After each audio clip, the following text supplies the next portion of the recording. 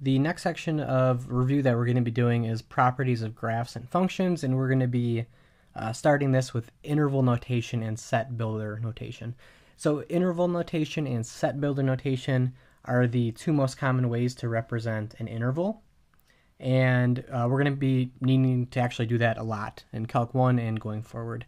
So for interval notation, that's going to look something like this using parentheses, and or this using brackets. So what this means, let's take a look at the parentheses one first over here on the left. What that means is that is the interval from x1 to x2. So they obviously represent numbers here. And parentheses means endpoints are not included. Brackets mean that the endpoints are included. So this is usually the shortest way to represent intervals. It just represents a number all the way to a number, either including them or not including them. A couple of things: the smaller number is always written first, and anytime you have negative or positive infinity, you always have a parenthesis next to it because you can't include infinity. Okay, set builder notation, that's interval notation. Set builder notation is a little bit, it can be a little bit more complex. It kind of allows us to have a broader sense of creating a set of objects rather than just an interval of numbers. But for set builder notation, the difference is that the elements are described, but they're not actually fully written out. So this is what it looks like. We use the squiggly brackets, which are actually called braces. Almost always when you see braces in math, it represents a set. I call them squiggly brackets because it's more fun. So the way that you read this off looks a little bit complicated, but you start by seeing this portion on the left, and you can read it as the set of all x values in this case.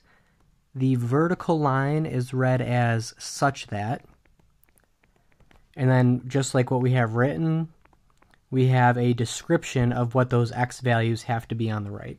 So it's the set of all x values such that some description that they have to follow. Okay, so let's go ahead and just take a look briefly at this right here. So we have graphically on the right what's going on with these, with the intervals of numbers. So the parentheses here represent that A and B are not included. Brackets represent that they are included. So it just represents an interval of numbers. And if you're between A and B but not including them, here's interval notation for it right here.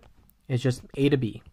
Set builder notation, this is when you're going to use the inequalities, typically for the set of an interval of numbers. So this would be, for set builder notation, it's going to be the set of all x's such that x is between A and B. X is greater than A, but less than B. That means it is between A and B, and we are not including them. If we are using brackets and we are including the endpoints, that's when we use the inequalities where it's the or equal to for the endpoints. And you can just kind of take a glance at these other ones. We're going to do examples in a second. If you're using infinities, then it tends to look like this. You can see that there's arrows on the number line. So let's take a look at this one right here. And if you're going A to infinity, then that's going to be x is greater than A. There's no upper bound, so it's everything greater than A. And then it would just be an arrow going all the way to the right. Okay, so let's do some examples just so we're not looking at this generic letters. So let's express each interval in set builder notation and graph it on the number line. The first one is 1 to 6, and we are not including the 1, but we are including the 6. So in set builder notation, this would be the set of all x's such that x is between 1 and 6, but we are including the 6 and we're not including the 1. Okay, that is the set builder notation. And on the number line, I'm just going to add in my own 1 and 6. It's going to be from 1 to 6, everything between them. So notice how I like to use the open circle for parentheses and the filled in circle for brackets. It's whichever you want to do. You can use a parenthesis there and a bracket over here if you want. It doesn't really matter. I just like using the circles. Okay, and these next ones here, I'm going to go ahead and fill these out just for time's sake. So from negative infinity to 5, that means it is the set of all x's where x is less than or equal to, oops, sorry, that should say positive 5, such that x is less than or equal to 5. So it's everything less than or equal to 5, and on the number line it's going to look like this. It's everything to the left of 5. Okay, and then for the last one, we have negative 3 to infinity, so everything from negative 3 all the way to infinity. Set builder notation, it's the set of all x's such that x is greater than negative 3. And on the number line, there's an arrow to the going from the right of negative 3 with an open circle because we are not including it. Okay, let's go the other way. Let's go from set builder notation to interval notation. First one, we have the set of all x's such that x is between 3 and 8, including the 3, not including the 8. So notice that I'm reading it with the words between. You can read it like that, or you can read it as greater than or equal to 3 and less than 8, however you want to do it. So this is going to be from 3 to 8, including the 3, but not including the 8. So interval notation is pretty simple. And on the number line, it would look like that. Okay, next one, we have x is less than negative 3. If x is less than negative 3, that means it's all the way from negative infinity to negative 3, not including the negative 3. And on the number line, it would look like that, an arrow to the left of the open circle at negative 3. And then the last one here, we have x is greater than, the set of all x's such that x is greater than or equal to 5. And that is going to be from 5 to infinity with a bracket on 5 and parenthesis on infinity. And on the number line, it would look like that with a closed circle at 5 and an arrow to the right.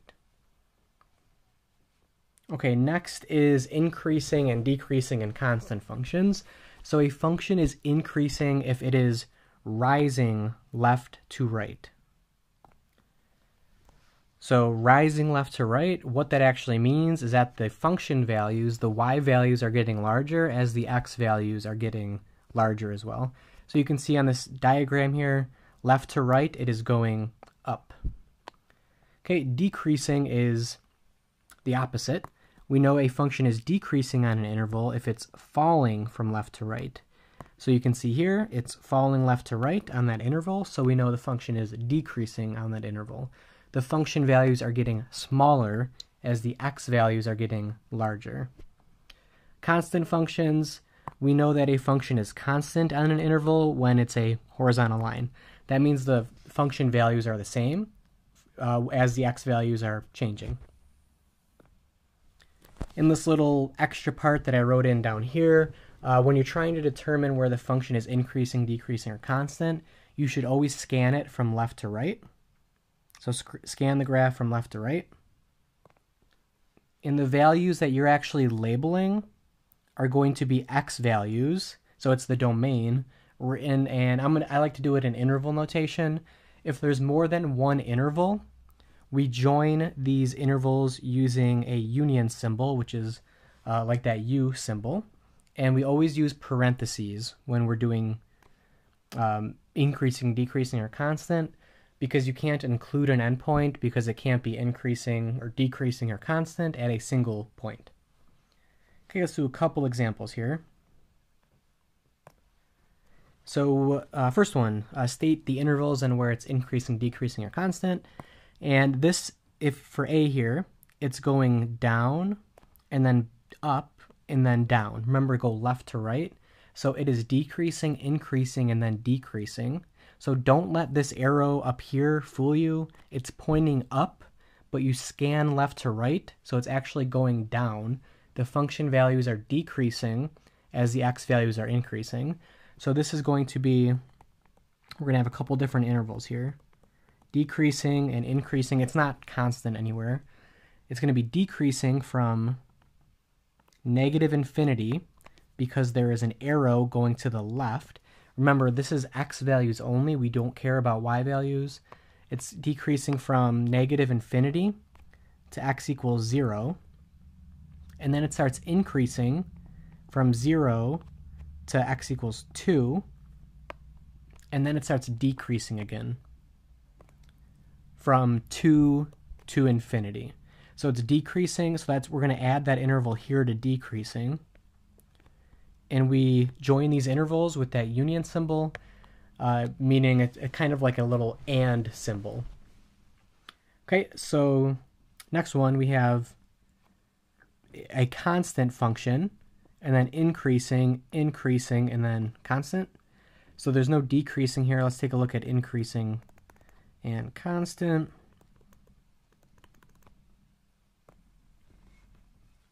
It is constant on this first interval from negative infinity to x equals negative 2. And then from negative 2 to 2, it is increasing. And then it continues increasing from 2 to 4. And then it starts being constant from 4 to infinity. So just remember, x values only. You are using parentheses for these, and you join intervals using the u. So notice how it's increasing. It's pretty much increasing from 2 to 4, right? There is this sharp turn here. That sharp turn is something called a cusp, and we'll be getting into that this semester. All right, so that is increasing, decreasing, constant. Let's take a look at domain and range, identifying the domain and range from a graph. Hopefully we know domain is the set of all inputs. This is the x values, where the function exists in regards to the x-axis. The range is the set of the outputs, which is the y values. Okay, so let's take a look at how to do this on a graph. Okay, for the first one here, for A on the left, I'm going to use D for domain, R for range. So domain is x values only. This is going to go from negative 2 to 1. This gets brackets because we are including these endpoints. Range is y values. It goes from 0 to 3 for the y values. Smallest to largest. And for B, the domain x values is negative 3 to 2, but we have a parenthesis on the negative 3 because it's an open circle, and a bracket on the 2 because it's a filled-in circle.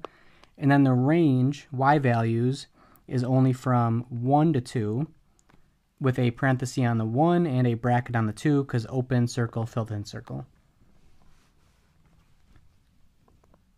Okay, domain and range for C. Domain x values is going to be right here. That's going to be negative 2 to 1. And then the range is going to be from 1 to 5.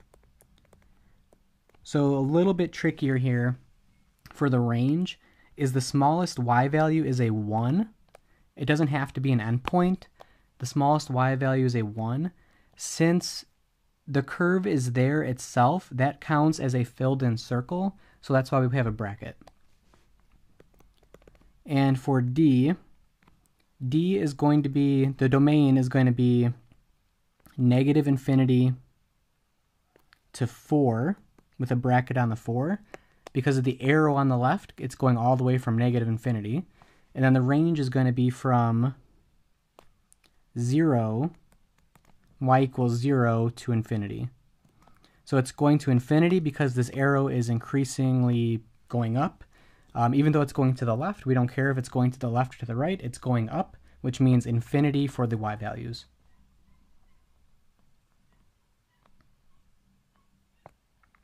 Okay, next thing is relative max and relative min. So this is something that's going to come into play a lot in calculus, and we'll see this in several weeks here. So relative max and relative min, this is when these are the points of a function when it changes from increasing to decreasing or decreasing to increasing. So if it has an A at the end, like you see it says maxima, and I put maximum here, the UM is singular and the A is plural. For you Latin scholars out there. Okay, so for a relative maximum, this is going to be when it changes from increasing to decreasing. So another way of putting it is when the function value, the y value, is larger than the value directly to its left and to its right. So you can see down here on the graph, it goes from increasing to decreasing. That means there's a relative maximum. It's like the top of a hill. Relative minimum is when it changes from decreasing to increasing. So it's like the bottom of a valley. So a relative minimum is going to be when the y value is lower, further down than the point directly to its left and to its right. Okay, so they're pretty easy to tell on the graph. Let's take a look at these examples. Another thing is the way that these questions can be asked can be a little bit confusing. So let's see how I worded it in these questions. Use the graphs to find the numbers at which the function has a relative minimum or maximum. That is the x value.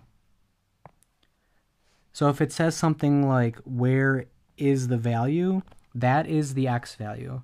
If it says, what are the actual values themselves, that is the y value. Okay, so that's the difference between how it can be worded.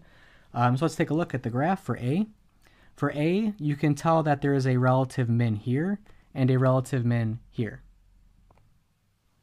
So another, I'm going to go back and write it up here.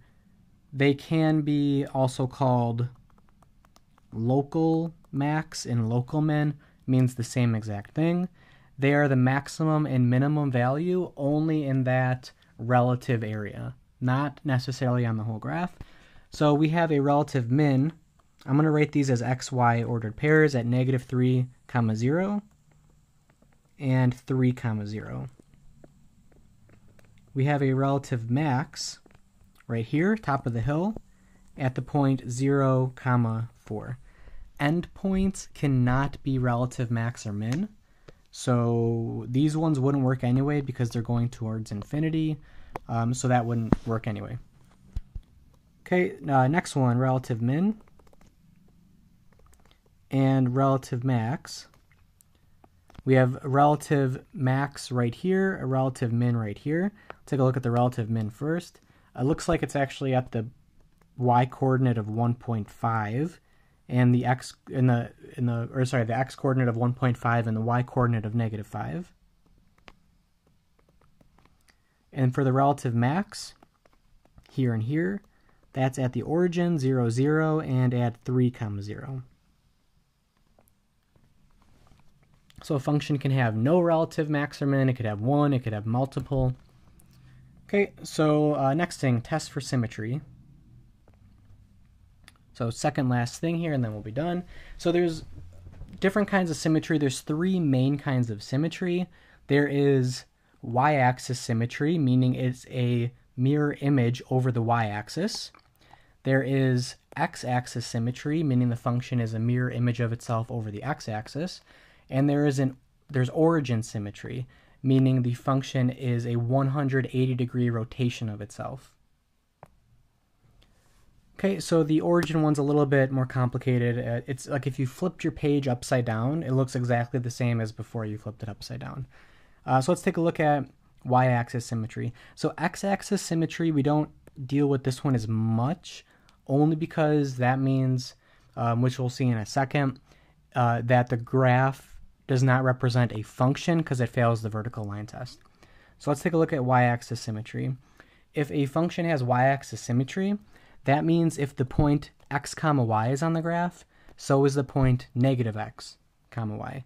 So that means that f of -x equals f of x, because if you plug in -x, then you're going to get out a y, and we just said that it would be the same as this coordinate over here, x, y.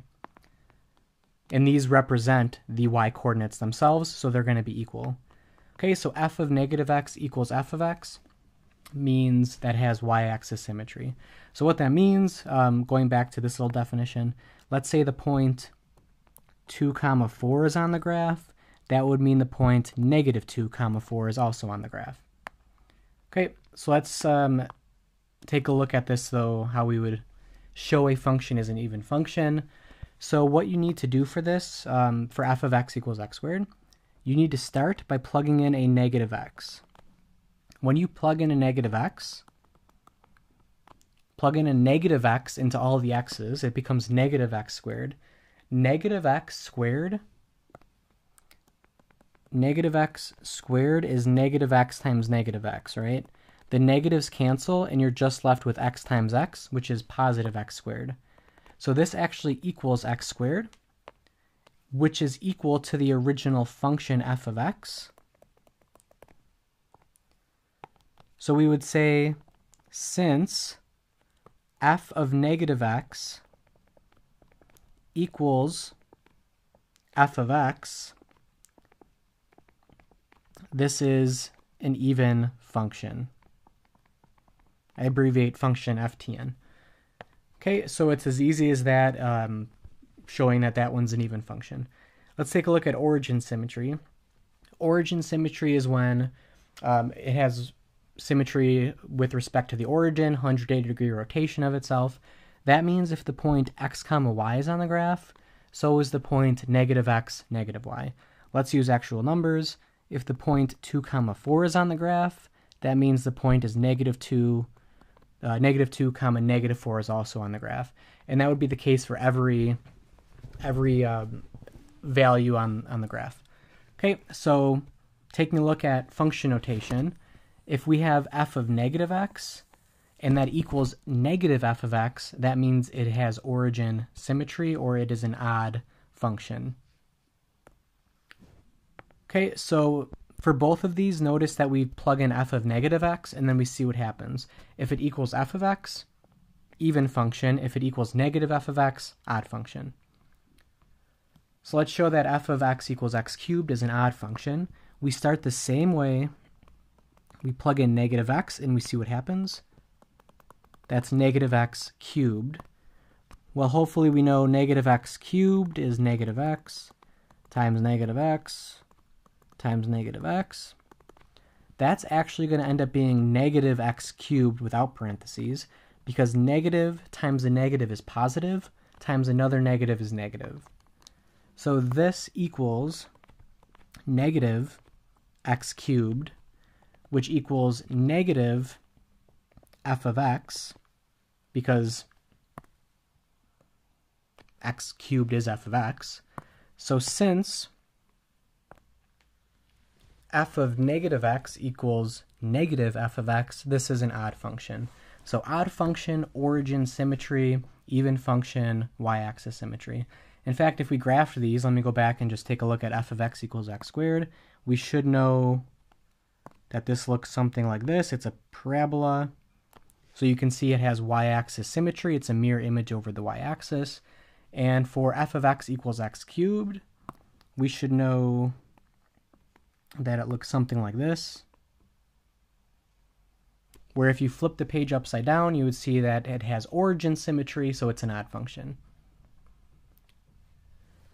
Okay, so let's go ahead and take a look at these examples here, and I'm actually going to introduce the shortcut first. So here's the shortcut down here. If the function is a polynomial with only even exponents, with or without a constant term, then it's automatically going to be an even function, so it would have y-axis symmetry. If it contains only odd exponents without a constant, then the function is an odd function, so it has origin symmetry. If it is a mix of even and odd exponents, then that means it has neither one of those symmetries. So let's use that shortcut and determine what kind of function it is and what kind of symmetry it has. Okay, first one, we have f of x equals x cubed minus 6x. So these exponents are odd exponents, right? We have an exponent of 3, an exponent of 1. This is a polynomial. Only odd exponents. This is an odd function. So it has origin symmetry. Okay, so this shortcut's obviously really nice, right? So if you went through and did what we just did, you would see that f of negative x equals negative f of x. You would have to probably factor out a negative when you're doing it to know for sure, but that's how you would do it for this one. Next one, we have g of x is x to the fourth minus 2x squared. We have two exponents, 4 and a 2. Those are both even. So this is an even function. So this is going to have y-axis symmetry. Once again, very simple. And for the next one, we have exponents of 2, 1, and so this is a constant term, right? Constant term of 1. Technically, constant terms have a variable with an even exponent. We can force this to have a variable x with an exponent of 0 because x to the 0 is just equal to 1. It's not changing anything. So this has an exponent of 2, 1, 0, which is even, odd, even. It has a mix, so this has neither symmetry. Okay, and then the last one we have 6x to the fifth plus 2x cubed minus x plus 7. So at first glance, you see 5, 3. This one has a 1. So you might think odd, but remember constant terms count as even exponents. So that exponent of 0 there kind of ruins it. And now it has neither symmetry. So you could go through and do the long way and plug in negative x and then simplify it, see what happens. But if you're dealing with a polynomial, then it's easy as just looking right at the exponents. Okay, so last thing here is thankfully very easy compared to what we've been doing. Vertical line test. So not everything that we graph in the rectangular coordinate system, which is your xy plane, is going to represent a function. So in order for a relation to be a function, no x value can result in more than one y value. When we have a graph, this is very easy because all we have to do is use the vertical line test. The vertical line test that if we put a vertical line anywhere on the graph, and if it intersects the graph at more than one place anywhere, the graph does not represent a function. Okay, let's do a couple examples. Use the vertical line test to identify which ones represent y as a function of x. So first one for A, if you put a vertical line here, it intersects it twice. So this is not a function. It fails the vertical line test. So that means the x value here would correspond to two different y values, not a function. For B, no matter where you put the vertical line, it only intersects the graph once. So this is a function.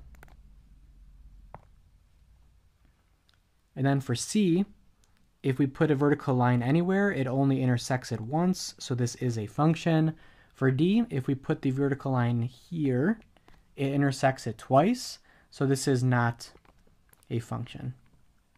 So it's a graph, represents the graph of a relation, but it is not a function. Okay, so that is it for this review.